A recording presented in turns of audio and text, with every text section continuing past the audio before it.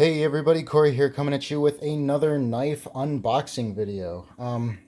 You guys seem to like these, so we're just going to keep doing them. The only thing that I've done is cut the tape open because it's always awkward to do that under a camera sometimes. But I will say, this is my first purchase from knifehub.com, and this is not sponsored, but I thought this was kind of cool. They give you this Velcro patch that you can put on whatever you want to put on. I wasn't expecting to see that in the box, so thank you, Knife Hub. So let's talk about what we got here.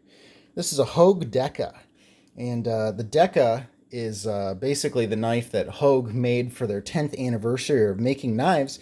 And I've heard of Hogue before, but I really didn't pay too much attention to them. I think I watched one Nick Shabazz review where he basically said, it's overbuilt, it's spiky, it's not comfortable, blah blah blah. So I was like, okay, whatever, we'll just keep an eye on them.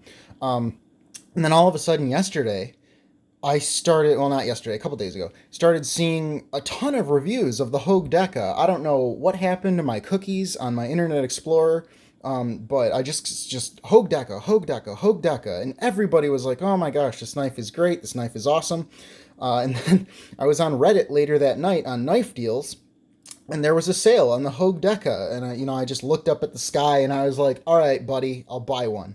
So here we are. For those of you who don't know, a lot of the Hogue knives, including this one, use a locking mechanism similar to Benchmade's Axis lock.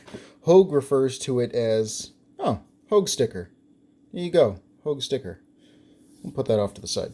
It uses a locking system similar to the Axis lock, and here's warranty. That's what I just opened up. It's called the Able lock, and I've always wanted a knife that locked like that, so here we go.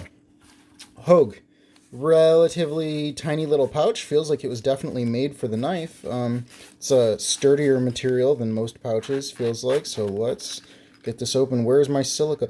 There's no silica? Blasphemy. Wow, okay, so here we are. It's not wrapped in plastic. I'm okay with that. Feels, wow, that's pretty light. It's pretty fun. So this is G10, and what actually attracted me to this is usually about 140 bucks, but when I found it on sale, it was about 120, and the reason that's kind of crazy is because you are getting, can we see it? No, I'll show you later. It's the blade steel. I don't want to open this yet. Let's look at the outside. I'll tell you about the blade steel later. So there is the Able lock, which is kind of like an Axis lock. Pivot. Able lock / Axis lock knives tend to have a few more extra screws here and there to hold the mechanisms in place. So looks like there's a lot of screws, but this is cool. This tells me that the pocket clip is reversible and it's recessed. As you can see that this is sitting in there, so that's kind of cool. And there is your Hogue pocket clip. Same kind of texturing, symmetrical texturing on the other side. Very grippy. This is a very grippy knife, even though it's little. Okay, let's see how this action goes. That was really smooth, actually. Ooh, I like that blade. I do like that blade. But of course I knew this before I purchased it, and then there you go. This is an Elishewitz design. I believe that's how you say his name. And it is CPM 20 CV steel. For those of you who don't know, 20 CV is basically a premium steel. So to get that for 140 bucks, it's not the craziest thing in the world at 140, but you don't see it a lot at that price range. However, at 120, definitely crazy enough for me to pull the trigger. Let's take a look. Loving the blade shape here. It's almost like a modified clip point.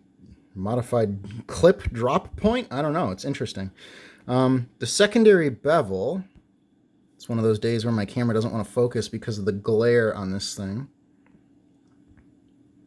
Come on. Secondary bevel looks nice and even. There we go. I'll just keep it down here. Nice and even. That's a thick secondary bevel, though. I wonder how steep that angle is, because that's pretty thick. Okay, note to self. My camera doesn't like shiny, reflective knives. All right, now, what everyone's probably here to see, the Able lock. Oh, a little sticky. A little sticky, huh? Am I not pulling it?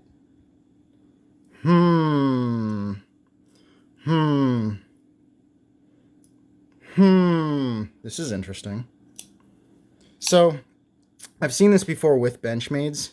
I'm comparing this to Benchmade because it's basically the axis lock. I do like this. I like that it catches at the end there, because once this breaks in, I'm willing to bet I just need to loosen the pivot a little bit.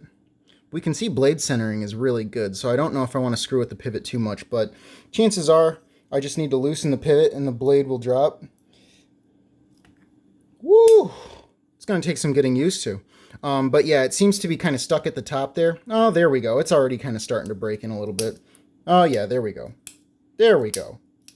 Oh, that's nice. Oh, I'm still not used to it yet. Okay, so not quite there yet, but I think it just needs to be broken in a little bit. I will say the Able lock it's more comfortable than the Axis lock. Yeah, there we go. This is going to take a little while. So maybe yours would be the same way if you ended up getting one of these. But, you know, overall, the Ergos are really nice for a knife this size. I'm getting about 3.5 of my fingers on here. But the way my pinky wraps around at the bottom, it's actually really comfortable. I feel like I've got a lot of control. And they did the jimping well. I've seen, I can appreciate good jimping more and more as I experience more and more bad jimping. And to me, good jimping is jimping that grabs your finger when you press into it, but it doesn't hurt. Spyderco seems to do this very well. They make very aggressive jimping that doesn't hurt. Yeah, overall, you know what? I never usually do this. Let's do a cut test. Let's get some leftover paper that I have here. Let's just see how sharp it is out of the box, because Hogue seems to be pretty proud of their sharpening out of the box. Boy, this is hard to do under a camera.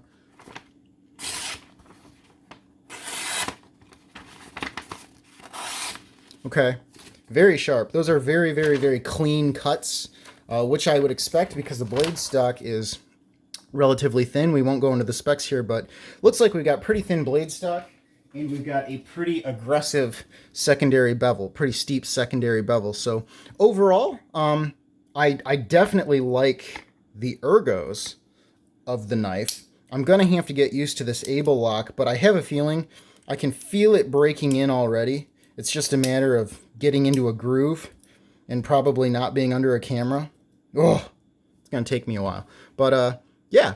More updates later once I figure out this Able lock thing a little bit more. I'll let you guys know how it goes after I loosen the pivot a little bit. But yeah, Hogue Deka. Nice little guy. 20 CV, dude. Pretty awesome for that price. All right. Hope you guys enjoyed. I'll see you guys later.